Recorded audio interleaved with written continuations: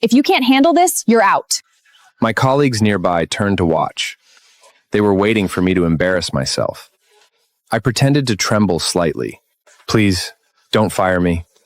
I've got a mortgage and my parents to take care of. Seeing that her threat worked, Susan relaxed. She took 2 thick stacks of cash from her bag and tossed them onto my desk. 20 grand. Write the script, it's yours. Mess it up, you're out. I stared at the money and swallowed. Then I pretended my hands were shaking. Okay, thank you, Susan. I'll write it now. It was the company's year-end celebration. Everyone was celebrating the success of the Sky Peak project. I walked on stage to speak. Our director, Susan, suddenly grabbed the microphone from my hand. With a smile, she removed my name from the slide titled Project Leader and replaced it with her own. Let's clear this up.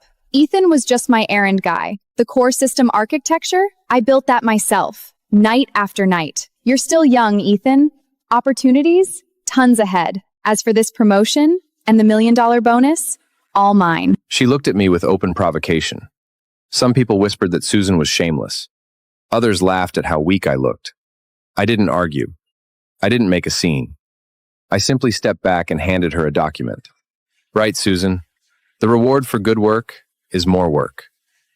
And the final sign-up should be yours. Susan grinned and took the project liability form. She signed her name without even reading it. After the celebration ended, Susan stormed into my office with a group of people. Ethan, if you're just a runner, you don't deserve a private office. People grabbed my stuff and tossed it into boxes. I just watched. See that empty desk in the corner? Fast internet, nice spot. Go sit. Not like you've got real work, anyway. My things were tossed straight into the trash. Susan, isn't this a bit too much? She laughed and poked my chest with her finger. Too much? That's how things work here. You've got no connections, no backup. What'd you expect? Right then, notification sounds echoed across the office. A company-wide email had arrived. All credit for the Sky Peak project went to Susan. $1 million bonus. A nomination for vice president. The same colleagues who just pitied me were suddenly fiending about her. Congrats, Susan! You totally earned it! Only you could handle this project. Ethan? Nah, no way he could. Everyone surrounded her, handing her water, massaging her shoulders. They praised her while mocking me. Susan glanced at me and smiled smugly. Afternoon drinks are on me today. Everyone's invited. Then she walked to my desk and slammed a cup of hot water onto it. The water splashed and burned the back of my hand. Here, Ethan. Drink it. Chill. Don't be jealous. The office burst into laughter, but I said nothing. I just wiped the water off my hand. I pulled out my phone and sent $200 via Venmo to the team chat. Message read, "Congrats, Susan. Future VP vibes. Legendary move." Everyone scrambled to claim it, tapping the link like crazy. Wow, generous. Thanks, Ethan. Susan looked at her phone and smirked. At least you finally understand how things work. Keep quiet, do your job. You'll have your slice. I nodded quickly with a flattering smile. Thanks, Susan. Here's the final handover list. All the tech details are in. Just sign here. I handed her the thick document. Overwhelmed by the joy of promotion, she signed her name without thinking twice. Don't drag me into petty stuff. I've got big decisions to make now. I stared at her signature. A ghost of a smile touched my lips. This wasn't a normal handoffer. It made Susan lowly responsible. Any crash, any bug, she'd take the fall. Susan's victory lasted less than 2 days. Trouble arrived. The client company sent an urgent email. They demanded an additional stress test, and they asked the project lead to demonstrate it. Susan stared at the screen, full of red error codes. Her eyes widened. The truth was simple. She didn't understand code at all. She didn't even know how to open the system terminal. Soon she rushed to the corner desk where I now worked. Ethan, write an automatic demo script for me. Now! Her tone was still arrogant, acting like she didn't just humiliate me 2 days ago. I kept typing without looking up. I'd help if I could, Susan, but you stripped me of core access already. Guess I'm just the office errand guy now. Susan panicked and slammed her hand onto my keyboard. Cut the crap. I'll restore your permissions. If you can't handle this, you're out. My colleagues nearby turned to watch. They were waiting for me to embarrass myself. I pretended to tremble slightly. Please, don't fire me. I've got a mortgage and my parents to take care of. Seeing that her threat worked, Susan relaxed. She took 2 thick stacks of cash from her bag and tossed them onto my desk. 20 grand. Write the script, it's yours. Mess it up, you're out. I stared at the money and swallowed. Then I pretended my hands were shaking. Okay. Thank you, Susan. I'll write it now. With the temporary permissions restored, I quickly wrote the demo script. Deep in the code, I hid a little surprise for her, an Easter egg that would trigger at exactly the right moment. Susan demonstrated the script successfully during the department meeting. The system ran smoothly on the big screen. The boss nodded repeatedly. Impressive, Susan. You're truly a genius. Susan beamed with pride as everyone praised her. After the meeting ended, she returned with a group of followers. They immediately took the $20,000 back from my desk. Then she brought people from the IT department. They wiped my computer. Ethan, it's not about trust, but company rules. We have to be careful. All backups and logs are deleted. This is the company's core secret. She stared at me as if I'd already outlived my usefulness. As for that money, I'll log it. Yours at the end of the year. Then she clicked away in her heels, not a single glance back. I stared at the empty screen. Funny. I almost laughed. Go on. Delete it all. The cleaner, the better. Her last lifeline. She sealed her own fate. And now, not even God could save her. The day Susan received her $1 million bonus, she bought a red Porsche. She deliberately parked it right in front of the company entrance, in the most visible spot she could find, making sure everyone saw it. Then she spent half an hour posing beside the car. Later, she posted the photos online. One showed the Porsche steering wheel. Another showed her Hermes bag. She even included a photo of the project's final approval page. Her caption read, "Heavy is the crown, but someone has to wear it. Every late night was worth it." The comments filled up fast. Cower workers lined up to praise her like loyal lapdogs. When I saw the post, I was in the break room eating instant noodles. The whole place smelled like beef ramen. A coworker nearby was touching up her makeup while talking loudly. Some people are just born to be employees. Look at Susan. She's a real queen. That's what a winner looks like. Another coworker chupped in. If you don't have the talent, don't blame others for taking the credit. Yeah. The corporate world is cutthroaty. If you lose, you're out. The moment things turned against me, everyone switched sides. The same people who used to slap my back, call me Ethan, my man, and mooch free lunches off me, now they were stepping all over me just to suck up to Susan. Right then, the boss's secretary rushed into the break room. She announced a major piece of news. Next Monday, the chairman from headquarters is coming for an inspection. He wants to see the Sky Peak project's live performance data. The whole company buzzed with excitement. The chairman from headquarters was the real power. One word from him could determine the future of the entire branch. When Susan heard the news, her face flushed with excitement. She almost spilled the coffee in her hand. To prove how hands-on she was, she immediately refused any help from the tech team. Don't worry about it. Susan said with a confident smile. I've been driving this project from day one. No one understands it better than I do. I'll run the demo myself. She straightened her jacket, already savoring the moment.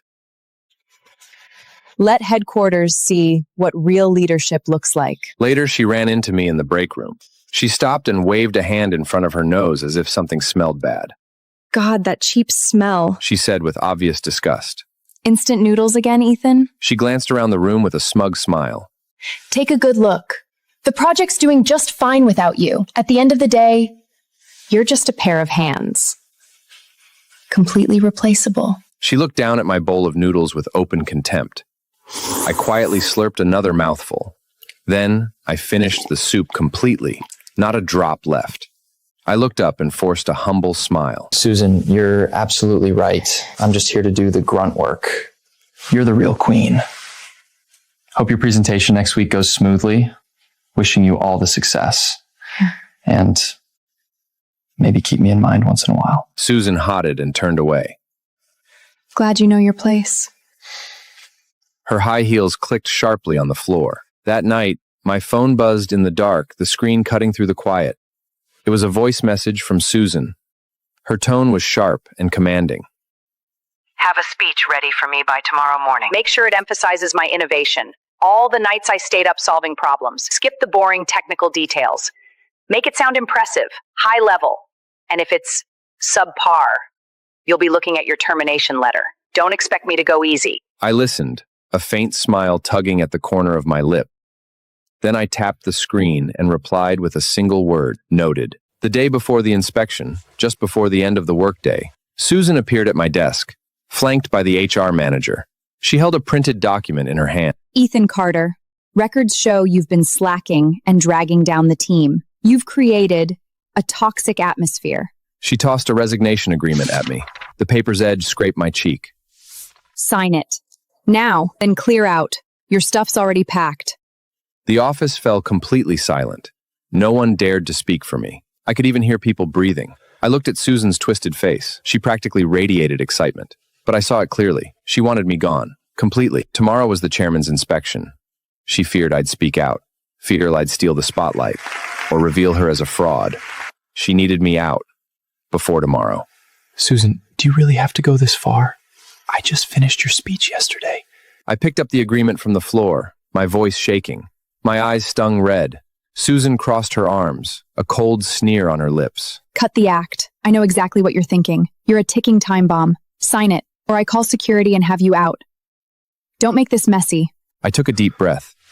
Then I picked up the pen and signed it without another word. Fine. I'll go. While I packed my things, I deliberately placed a black USB pad on top of the box. This has the final project files and the encryption keys. Everything's in there. Don't lose it. Susan snatched the drive, plugged it into her computer, and started scanning the folders. When she saw that all the files were intact, she let out a satisfied sigh. A triumphant smile spread across her face, thinking she had the upper hand. Good. At least you know your place. And don't let me see you in this industry again. I carried my box and walked toward the elevator. Everyone watched in silence. I probably looked pathetic from behind. When I passed Susan's desk, I suddenly stopped. She was busy directing people to test the presentation. The USB drive was connected to the conference room screen. Her PowerPoint slides filled the large display. She looked incredibly confident. I leaned closer and lowered my voice. Only the two of us could hear it. Susan, just a friendly reminder. The license for the core algorithm, it expires tonight at midnight. Make sure you renew it. Susan didn't even turn around. She rolled her eyes with complete contempt. Cut the tech scare tactics. The project's done. Expiration date? Give me a break. Do you think I'm stupid? Trying to scam me? Get out. I'm already annoyed hearing your voice. I shrugged and said nothing more, stepping into the elevator. The cold wind hit my face the moment I walked out of the building. And yet, I felt a rush of relief, almost giddy. I pulled out my phone. A red countdown button glowed on the screen. The remote control for the Skypeak trial system. I glanced back at the office, all lit up and oblivious. A slow smile spread across my face. Susan, since you wanted this project so badly, I'm about to give you a gift you'll never forget. I pressed the red button, remote deactivation. A message blinked, command sent. Core modules will self-destruct in 12 hours. Tomorrow at 9 a.m., the chairman would walk in, and so would Susan's career, straight off a cliff. She loved stealing credit, loved the spotlight. I'd make sure she never saw it again. Inspection day. A 15-foot red carpet rolled out in front of the company. Fresh flowers lined the entrance. Even the security guards were wearing brand new uniforms. Susan showed up in a borrowed designer gown. She even hired a personal makeup artist to follow her around. The scene looked less like a company inspection, more like the Oscars. She stood at the entrance, smiling brightly. She bent in half to open the CEO's car door herself. The CEO entered the conference room, flanked by executives. Susan strutted onto the stage in high heels, every step loud and deliberate. She launched into her presentation with all the drama of a Broadway show, and then she began telling the story of how she overcame every obstacle. For this project, I pulled 3 straight all-nighters. I even lost a chunk of hair from the stress. My boyfriend dumped me, and I was too busy to care. She blinked slowly, letting a couple of perfectly timed tears slide down. Dabbed them delicately with a tissue, careful not to smudge her makeup. Her voice quivered just enough to sell it, like a seasoned actress accepting an award. Yes, it was grueling, but we made it! But the moment this project was finished, I knew every sacrifice had been worth it. For this company, I would give everything I have. The admin girls in the audience were already dabbing at their eyes. They clapped so hard their palms flushed red. The CEO nodded again and again, clearly impressed. He leaned toward his secretary, voice low but full of approval. Not many young people show this kind of drive anymore. She deserves recognition. That VP role, she's perfect for it. That was basically a public announcement. The VP spot was hers. Susan caught it and tried to keep her composure, but her smile kept creeping higher. But the client representative was a hardcore tech guy. Nice slides, Mrs. Susan. He pushed his glasses up and interrupted coldly, but we'd like to see a live demo on the real-time dashboard. Pretty words are cheap. Stable algorithms, that's what counts. Algorithms don't lie. Susan switched screens confidently. The laser point spun in her fingers, the red dot dancing across the display. No problem. Our system stability is top tier in the industry. It can handle any test. Please check it out. The system loaded flawlessly. The progress bar shot to 100% in seconds. Green indicators blinked across the dashboard like a heart. Susan turned toward the CEO with a confident, "We've got this" look. Her smug grin screamed victory and bonus checks. The charts on the screen erupted in motion, red and green lines twisting together like high-tech fireworks. She jabbed a finger at the screen, chest puffed out with pride. This is our proprietary AI engine. It automatically balances workloads and processes hundreds of millions of data points. Susan threw her arms wide, basking in the applause flooding the room. Meanwhile, I sat across the street in a quiet cafe, watching the live feed on my phone. The corner of my mouth curled. I began counting. 3, 2, 1. Ding. A massive red warning box suddenly erupted in the center of the screen. A shrill alarm pierced the room, making everyone jump. Severe warning. Trial version expired. The entire room froze. Dead silence. The CEO's smile locked in place. The corner of his mouth twitched. His teacup hung mid-air while hot tea spilled onto his hand, but he didn't even notice. Susan froze for half a second. Then she panicked and slammed the close button. Oh, must be some kind of antivirus false alarm. Nothing to worry about, everyone. Our IT department is always playing these little pranks. I'll make sure they get a talking to later. She kept talking, frantically clicking the mouse. Each click rang sharp and hollow across the silent room. Sweat beaded on her forehead, sliding down and streaking her flawless makeup. But the more she clicked, the worse it got. Windows began popping up, one after another, multiplying across the screen like a spreading virus. Within moments, the entire display was buried under alerts. Even her polished, perfectly timed presentation disappeared under the chaos. Then a second alert appeared. This one was far worse. A harsh red background. Bold black letters. No way to ignore it. System alert. Unauthorized copy detected. Core code signature mismatch. Self-destruct sequence initiated. Susan completely lost it. The laser pointly slipped from her hand. It hit the floor and shattered into pieces. What is happening? Who touched my computer? Did someone hack the system? She tried force restarting the computer. When that didn't work, she crouched down and yanked the power cord from the wall. Plugged it back in. Her panic was plain to see, but when the system came back, The familiar company logo was gone. In its place, a massive line of scrolling text dominated the screen. Bright red. Immense. Taunting her. Then, without warning, the conference room speakers crackled to life. And then a familiar voice blasted through the room. Susan. Max volume. It was that voice memo she'd sent me a few days ago, now on an endless loop. I don't need to know how the code works. I just need it to work. Patch together whatever open source crap you can find. The boss doesn't get tech anyway. And the client? Easy to trill. As long as it runs, who cares? The leftover cash? That's ours. Everyone gets their cup. Don't be greedy. Her voice echoed again and again. Clear as day. Cold, greedy, arrogant. Just grab some open source crap. The boss doesn't understand a thing anyway. Susan's face went pale as paper. Her lips quivered, no sound escaping. She slumped against the podium. The CEO's expression darkened, veins bulging across his forehead. The client slammed his folder onto the table. This is your idea of professionalism? What a joke! The room fell deathly silent. Only Susan's voice kept looping through the speakers, over and over and over. This was her so-called sleepless dedication. This was her original algorithm. Every bit of her bragged-about success had been shredded in an instant, and underneath was a pathetic, laughable, the queen of the project, reduced to a joke. The big boss slammed his hand on the table and shot up. The solid wood desk boomed so hard the teacups tipped over. Scalding tea ran across the table. Nobody dared move. He pointed right in Susan's face. His finger was shaking from rage. Spit was flying. This is your original algorithm? This is what all those sleepless nights were for? Who the hell do you think you are? You think this company is some kind of joke? Do you take us all for fools? Who are you wonging out mess?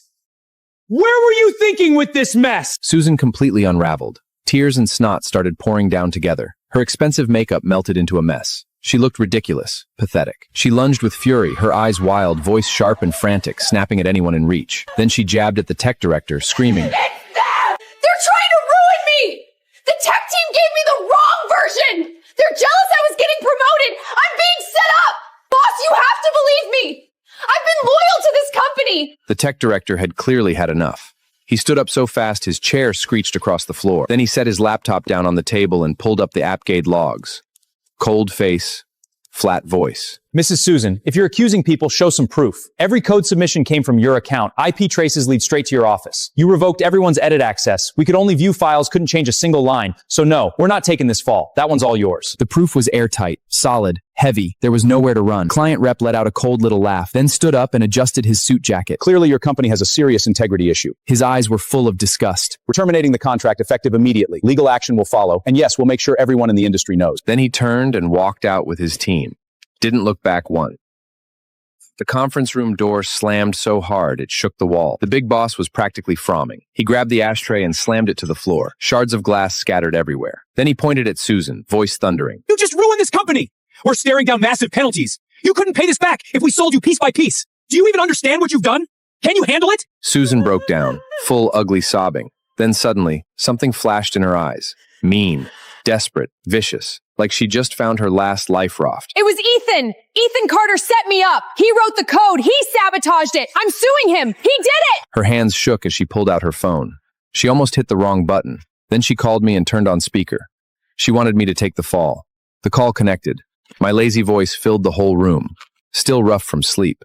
You could even hear me crunching chips. Hello? Ethan Carter, you bastard! Did you rig the code? You're dead! Susan shrieked into the phone. Her voice was sharp enough to cut glass. I let out a soft chuckle, calm as a Sunday morning. Careful, Mrs. Susan. You can't just throw accusations around. Remember, I've already resigned. I'm free now. And the handoff papers? They're crystal clear. The entire project? Transferred to you. You reviewed the code, you approved it, you signed off on everything. All of it. Fast, didn't even glance at it. So, what's the tantrum about? Trying to back out now? Susan was screaming so hard into the phone her voice cracked. It was ear-penning, a high-pitched shriek that made your teeth hurt. Painful, desperate, insane. You set me up! You set me up with this code! I'm calling the police! I'll have you arrested! I'll make sure you rot in prison! I spoke into the phone like I had all day. Clear, steady, slow, like it wasn't even my problem. Mrs. Susan, enough. Stop playing innocent. At this rate, the Academy owes you an award. You signed off on the project. You certified the code was all original. Weren't you claiming the entire core framework was yours? So why is it suddenly mine? Doesn't add up, does it? The big boss snatched the phone right out of her hand. Ethan, what do you know? Tell me! Don't play games with me or I'll sue you too! I paused on purpose, took a sip of water, cleared my throat. Then I answered in the most helpful tone possible. Boss, you might want to have audit check Susan's expense claims from last week. That's where the real evidence is. Finance will spot it in minutes. As for that original algorithm, the core was built on my trial version. Otherwise, how do you think it knew exactly when to play Susan's voice memo? But Susan seems to have forgotten one small detail. The company approved $50,000 for licensed software. She kept the money and told me to build it for free. Then she filed a reimbursement using a fake invoice from some shady shop called CodePass Solutions. They specialize in creative paperwork. So instead of buying the license, she used my trial build, all for 50 grand.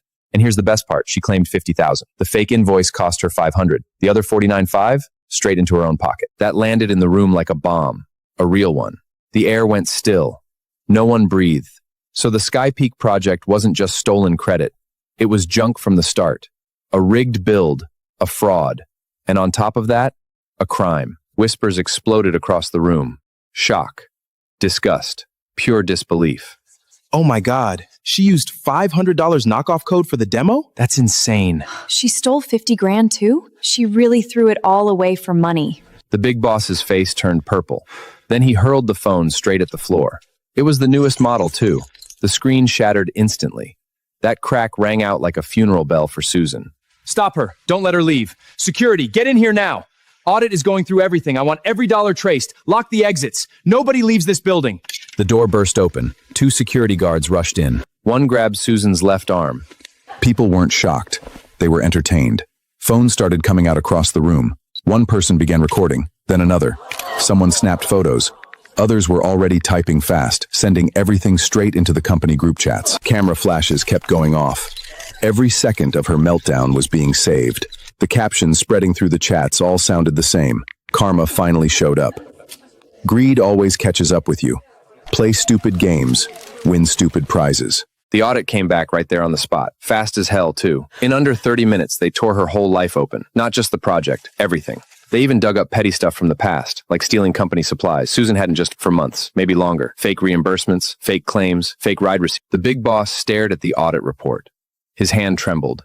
Not fear, pure rage. His jaw was clenched so tight the muscles in his face twickled. Then legal stepped in. The head of legal pulled out the same project liability form. He adjusted his gold-rimmed glasses and spoke in a calm, icy voice. Under this agreement, Susan is personally liable for all financial losses caused by the project. This is your signature. You acknowledged full responsibility. That includes client penalties, reputational damage, and development costs. Total liability, $5 million. If payment cannot be made, the company will move to freeze your assets, and we will proceed with criminal charges. At that point, you may spend the rest of your life paying off this debt. $5 million. The number hit Susan like a hammer. Her eyes rolled back and her knees gave out. She collapsed onto the floor, limp and stunned. That brand new Porsche, that Hermes bag, just like that, they turned into collateral. Too bad. The car was already used, the bag barely worth anything. Put together, they wouldn't even cover the interest. $5 million was a mountain she could never climb. Then she started crawling, right across the floor, straight to the boss's feet. She grabbed his leg and begged. Tears, snot, smeared makeup, everything rubbed onto his tailored trousers. It was humiliating, disgusting. I was wrong. Boss, please, just give me another chance. I'll fix it, I swear. I'll pay everything back. I'll do whatever you want. I'll work day and night. Please don't call the police. My life will be ruined. I can't go to jail. I still have my whole life ahead of me. Please, boss, please. He glanced at the security guides. Get her out of my sight. Then the sirens started. Down below, red and blue lights flashed through the windows, cutting through the middle of the day. The police came in, and for suspected embezzlement and commercial fraud, they cuffed her. That sharp little click, God, that sound was beautiful, like the light in her eyes finally died. Gone. All that was left was fear. Real fear. As the former core engineer, I got a personal call from the boss. He wanted me back to assist with the investigation. When I walked into the office again, it was like I owned the place. Full-on hero treatment. The receptionist practically leaped to press the elevator button before I even reached it. Her smile was so bright, so forced, it could have hurt your eyes. Mr. Carter. Cower workers passing by started calling me Mr. Carter. The big boss shook my hand himself, face full of regret. He even tried to pour me tea. His hand was shaking so bad it spilled over the cup. Ethan, I was blind you. You're the reason this company is still standing. You took the hit, got humiliated for us all. I owe you big time. Susan's office? Cleared out? It's yours now. If you need anything added, just let me know. Double salary, full stock options, whatever you want. And if you come back, you run the tech division, fully in charge. From now on, nobody touches you, not a single person. I looked out the window at Susan being led into the squad car. She turned back once, just once. Her eyes were full of regret and jealousy. Her fake lashes were hanging off from all the crying. I raised a hand and gave her a little wave. A tiny smile touched my mouth. No pity, not even a drop. You did this to yourself. Hope you enjoy life behind bars. Susan's sentence ripped through the industry. Within days, she was a punchline. She became the cautionary tale they used to scare new hires. Her name was toxic. Her career died in public. That Sky Peak project she kept brasking about, it became a joke, a disaster people mocked over drinks after work. I stepped into the wreckage and rebuilt the system from my original code in 72 hours. The stress test? I didn't just pass. I set a new record. Watching that broken system come back to life, line by line, that feeling beat anything. Pure control. The client came back, doubled the budget, and asked me to take over the team for good. Headquarters even tried to poach me. And those coworks who used to stab me in the back, now they treat me like their boss.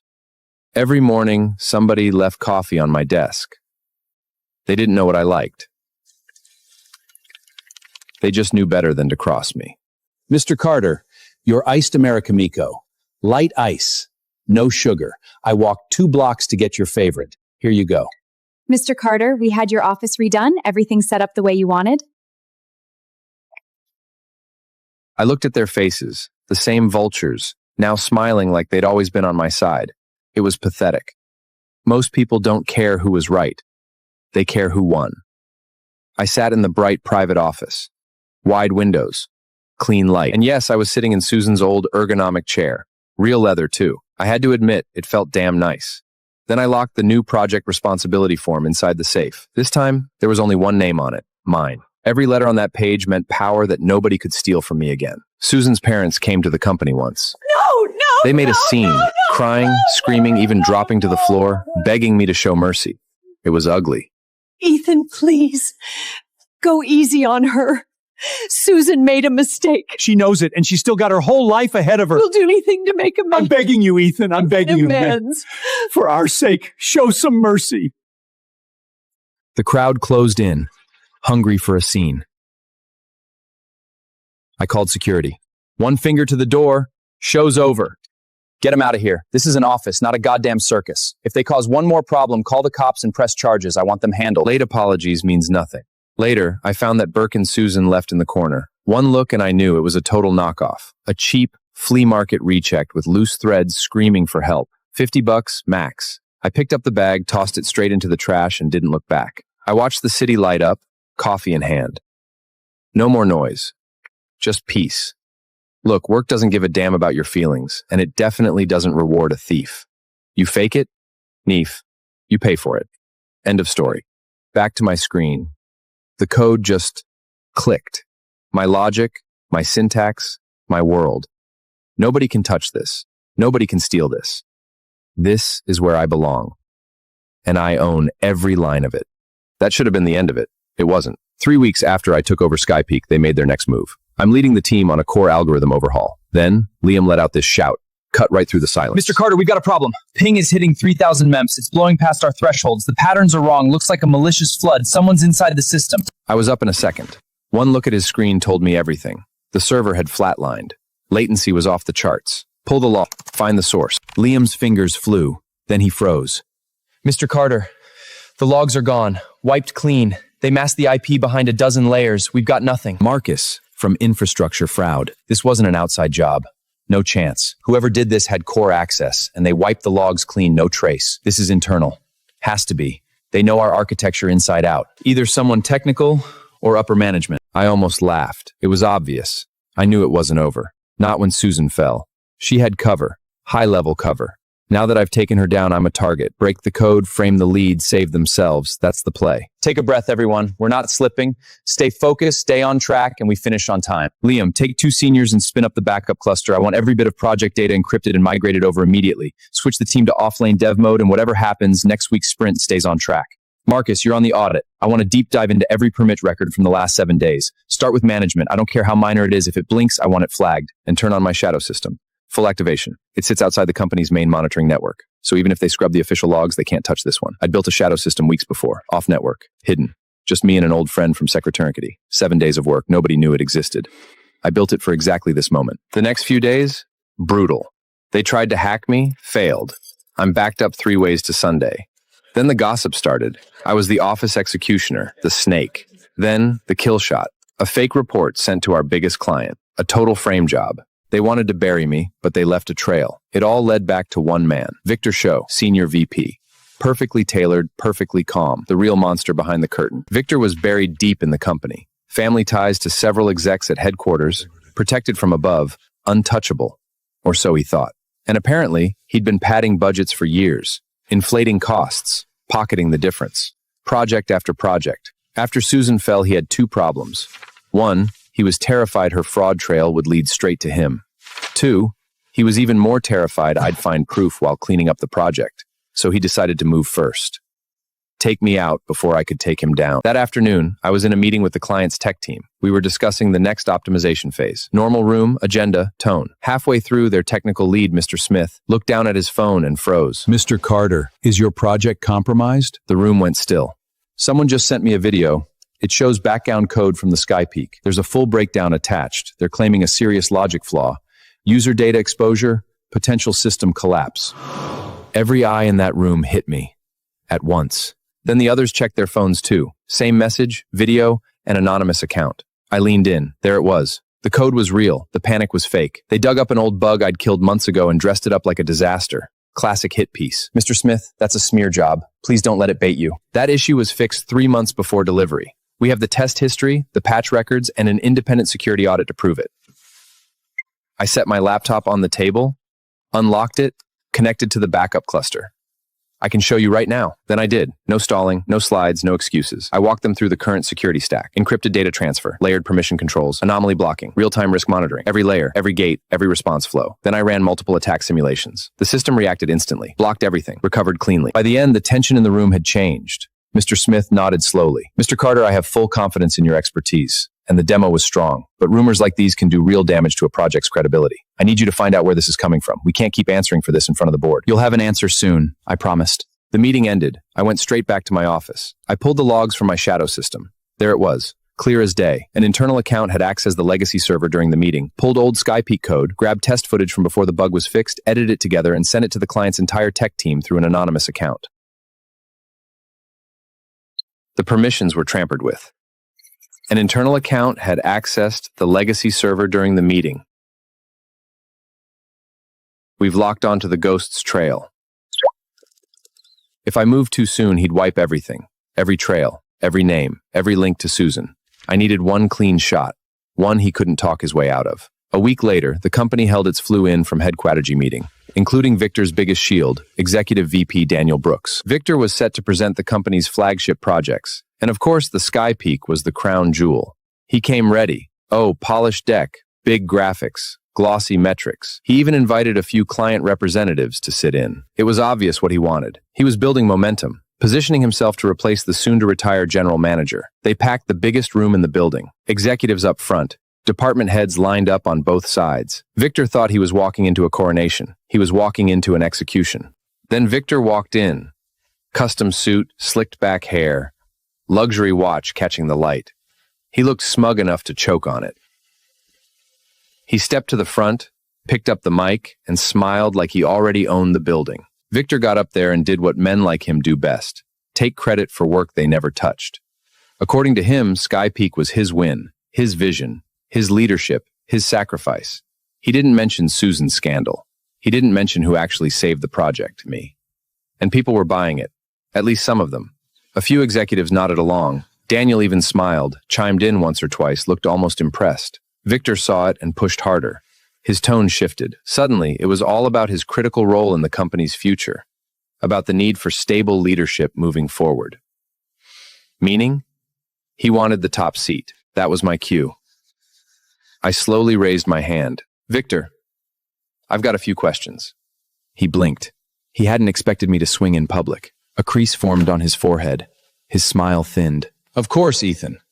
But let's keep this professional. Strictly about the project. No time wasting. I stood up. Oh, it's professional, all right.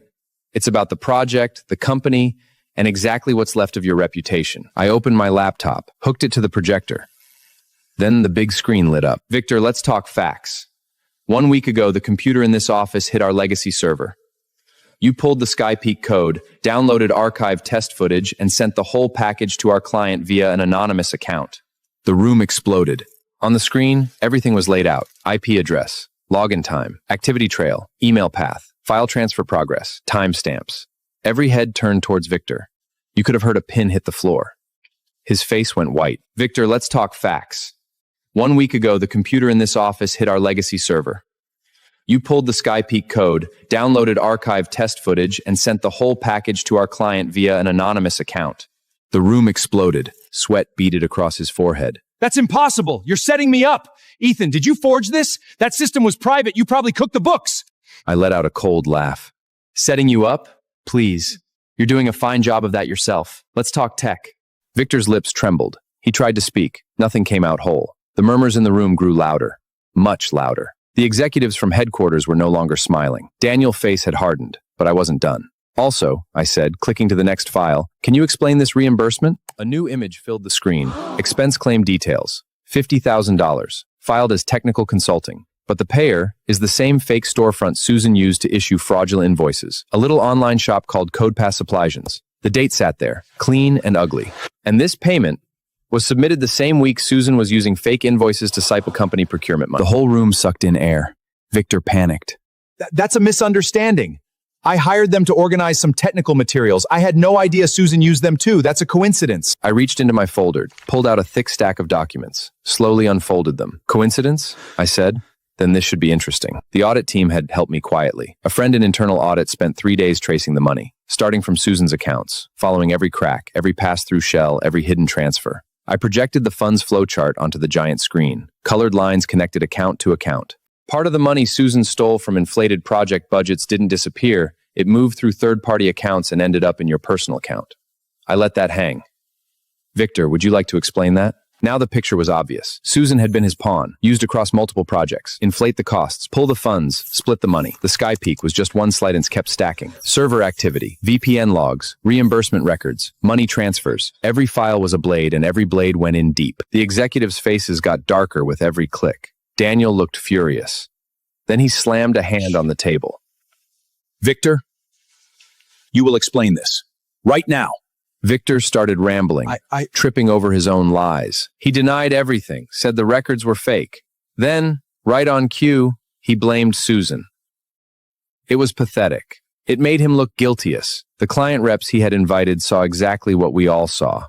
Disgust. That's what crossed their faces. One by one, they got up quietly and walked out. Nobody wanted to be tied to a man who sabotaged his own company and smeared his own people. I looked at the room, then at Victor. Actually, I said, I saved one last surprise. I pressed the remote. An audio file began to play. The room froze. This recording came from my shadow system. A few days earlier, Victor had assumed his office was empty. It wasn't. Not really. That Ethan guy is a problem. We need him gone. For good. Yes, sir. A second voice answered. One of his loyal people. SkyPeak is too valuable. He doesn't get to keep it. Find people. Start the whispers. Tell them he's a fraud. Say he stole the code. Say he's never built a damn thing on his own. I want his name ruined. The room stayed silent. Then the next line hit. And make sure Susan keeps her mouth shut in there. I'll find a way to reduce her sentence later, and her family will get paid. Victor's voice sounded smug. Then the last blow landed. Once Ethan's gone, the SkyPeak credit is ours. And when I take the general manager's seat, you'll get your cut. The recording ended. Dead silence. Victor collapsed into his chair. His face looked drained of blood. His whole body was shaking. Fear was all over him. Dan knew. It was stood up. His voice was ice. Victor, you're suspended. Effective right now. Legal's taking over. Every record, every dollar, every message, we're pulling all of it. You're done here. Several security guards came in at once. They moved towards Victor. He snapped. He fought them, twisted, shouted like a trapped animal. I'm senior management. You can't do this. Then he turned to Daniel. Daniel, please, we're family. Just give me one more chance. I know I messed up. Daniel looked away like he couldn't stand the sight. Don't call me family like you. I'm nothing like you. You damaged this company, crossed every professional line, and you will face the consequences. Victor kept screaming as they dragged him out, begging 1 second, threatening the next. Nobody pitied him. Just like Susan, His polished image collapsed in real time. All that was left was the rot underneath. After the meeting, the executives from headquarters asked me to stay behind. Daniel walked over, set a hand on my shoulder. His tone had changed completely. Ethan, your technical work is outstanding. But even more than that, you kept your integrity, stayed sharp, and when it mattered, you had the courage to expose the truth. Without you, Victor's scheme would have spread further. This company's reputation would have taken a hit, and we might have lost Sky Peak for good. I was just doing my job. If the company went down, I was going down with it. He held my gaze for a long moment. Then he said, Sky Peak is yours, completely. From this moment on, you have final say on all technical decisions, resources, staffing, budget. Whatever you need, you'll have it. I want you to make this project the industry benchmark, and then I want that same benchmark across the entire engineering division. Then he made it official, on the spot. My pay doubled. I got an extra 5% in equity, and Susan's private office was reassigned to me permanently with a full equipment upgrade. The months after that were a blur of work. I threw myself into the project. My team crushed one technical wall after another. Every major issue got solved.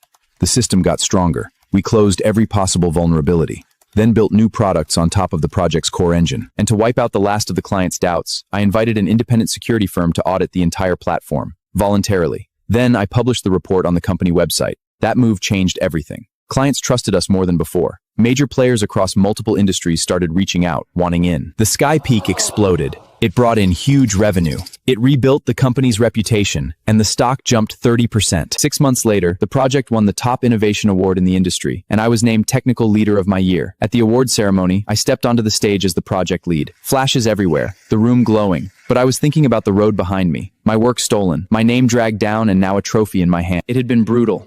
Traps, politics, people who thought cheating was smarter than building. But I always believed one thing. Justice takes its time, but it shows up. And people who climb through lies and greed always end the same way. They're consumed by it. After the ceremony, I got a call from an unfamiliar number. An older man's voice came through. Tired, shaking. Mr. Carter, I'm Susan's father. She got sick in prison. It's pretty serious. She knows she messed up. She asked me to tell you she's sorry. Sir, if sorry changed anything, we wouldn't need laws. Susan made her choice. Now she lives with it. I'm not visiting her, and I'm not saying a word to help her case. Ethan, can't you find it in your heart to help her? She picked this road. She walks it herself. I sat with that for a second. Maybe I was cold, but I'd earned the right to be. The city kept moving. So did I. And for the first time in a long time, I felt completely at peace. Not long after that, Victor's full investigation wrapped. And it was worse than any of us expected. He hadn't just colluded with Susan. He'd padded budgets and moved stolen money through multiple major projects, millions. And even that wasn't all. He'd also been leaking company secrets to competitors, cashing in from the shadows. In the end, he was convicted on multiple charges: embezzlement, fraud, trade secret theft. 8 years. That was his sentence. He was ordered to pay the company back. His family sold off everything. And the rest of that debt? He'd carry it for life. Sky Peak changed everything. I moved fast after that. Chief Technology Director, then VP of R&D. I wasn't just building products anymore. I was setting the direction for the whole company. The call workers who used to mock me or flatter me when it was convenient, now they treated me with respect. No one looked down on me anymore. No one dared. I changed the culture fast. People worked together. No more stolen credit. No more politics. I made sweeping changes. Promotions were earned. Incentives were clear. Corruption was out. And there was no room for dead weight. I also made developing talent a real priority.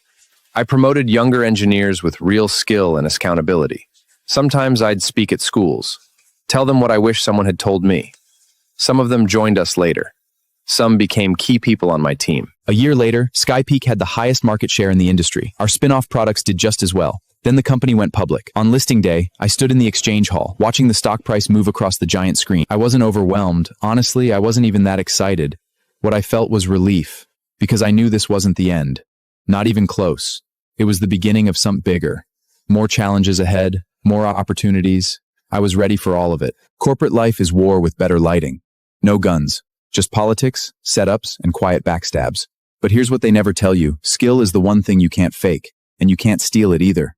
The people who tried, they paid for it. Every single one. I turned to my team. The ones who fought with me, built with me, never left me. Every face was smiling, confident, earned. We looked at each other and smiled. No words, none needed.